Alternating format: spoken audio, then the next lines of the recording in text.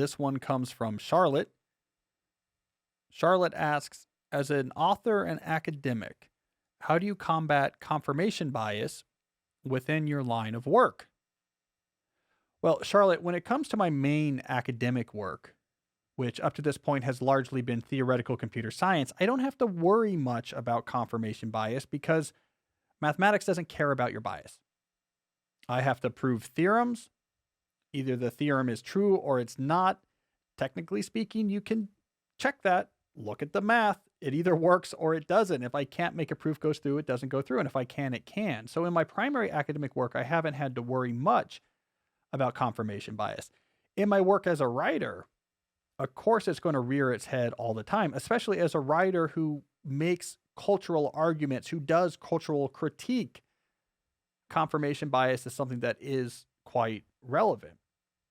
Now, I have two different angles I want to follow here on the issue of confirmation bias. Angle number one is that it's not necessarily a bad thing. Now, what I mean about that is that we often, especially those of us who aspire to rationality, have the Socratic model in our head of the individual as the perfectly rational being, fully reflective and careful in their thought. And when we aspire to that model, we want to be sure to try to get every possible bias out of our thinking patterns.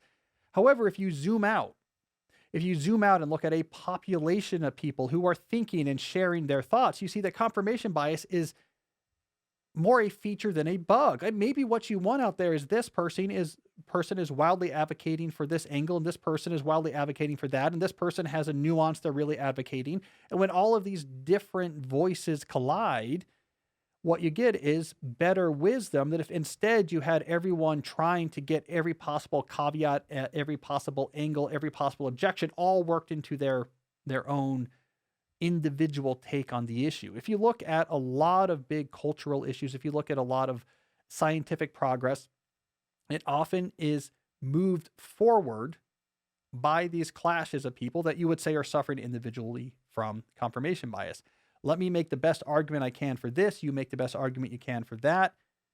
Combined, we'll have a better understanding of how the world actually functions. We really do see that is the way that things often execute. One place this comes up, I think, in an interesting way is when you do pragmatic nonfiction writing. So I write advice books. I've written advice books. Of course, they have other parts to them as well, but I'm partially part of the pragmatic nonfiction genre.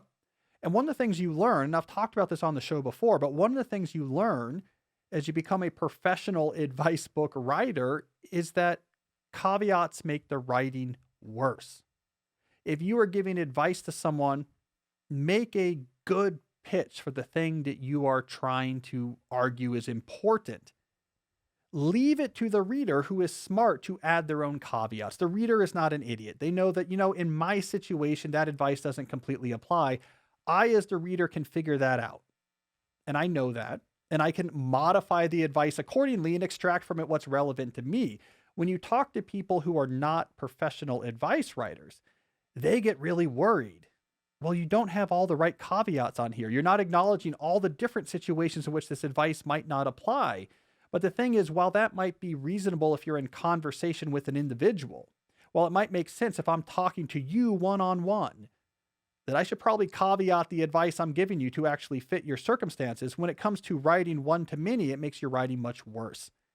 It's clunky and too self-referential and sluggish. If you add all those caveats, it's also condescending to the reader who are smart enough to know, for example, that, if you're giving advice about jogging and getting better at your running times, and they have a severely injured knee and they can't run, they know that. And they don't need you to say, and of course, this advice doesn't apply if you have a severely injured knee. They know that's true, and they'll extract from it what they actually need to extract. So I think that's a good illustration of this bigger point that sometimes is good for people just to take their swings as compellingly as they can. When all these swings collide, we get more wisdom. Now, when we shift over, however, to an individual trying to understand the world, so not you trying to push forward your vision for the world, where confirmation bias is not necessarily a bad thing, but where you're trying to understand how the world operates, you're intaking other people's thoughts.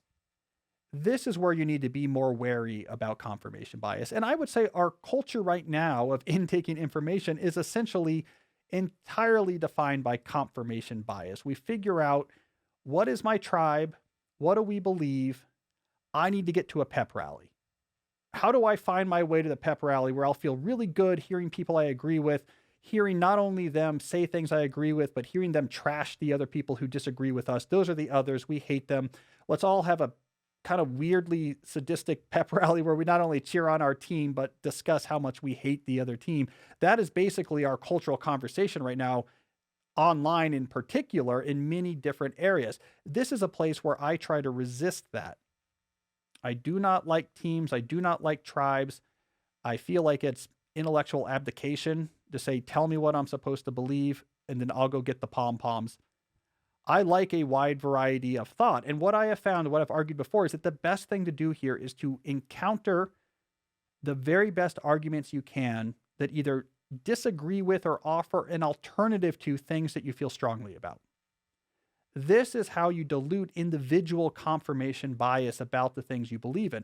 Now, as I talk about on this show, people get worried about that. They say, if I expose myself to a really good alternative, a really good other thought, then maybe I will dilute my commitment to my team. Maybe my morality itself will be degraded. It's not what happens. If you believe strongly in something and it's a good thing you believe in, when you encounter really good arguments against it or really good alternatives, that combination strengthens and nuances your belief. It gives you a stronger tie to the thing you believe in. It gives you a more sophisticated take on why you believe in what you believe in and what's wrong with the alternatives and where they overlap and where it gets complicated. It makes you a better defender of the things that are important to you to encounter their best alternatives. That makes you a better defender than to instead try to avoid them, to try to stay within a bubble where I'm only hearing from people that makes me feel good. So I have been arguing for that. We all have confirmation bias when it comes to taking in information about the world. And I say that's a good bias to try to get away from, because when you do try to get away from it, actually your bias towards whatever you believe in tends to get stronger.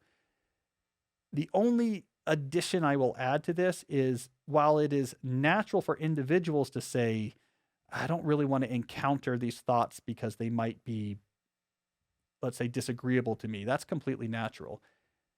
Be really wary when other people are saying that for you. So if other people are saying, I don't want you to be exposed to this because I don't think you are smart enough to be exposed to it. I won't be tricked, but you'll be tricked. So let me just tell you what you should look at.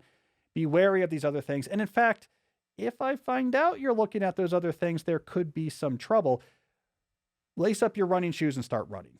That has never in the history of the world of ideas ever led to a good place. Be wary of people who tell you what you should or shouldn't encounter. And again, come back to this point that if you are advocating for something publicly, make your case, let other people make their other cases. When they collide, wisdom grows. That's fine. When you're intaking information about the world, know what you believe in what you believe in. That's great. You can be on a team, have a jersey. That's fine. We all like to cheer for things. But the way to really strengthen your understanding is to encounter the alternatives, encounter the best faith, smartest arguments that go against what you say, that show different ways of seeing things. It's not going to turn you into some sort of conspiratorial weirdo. It's going to actually make you smarter. It's going to make your beliefs more nuanced. It's going to give you some more empathy. It's going to make you a better human. And ultimately, it's going to make your understanding of the world better.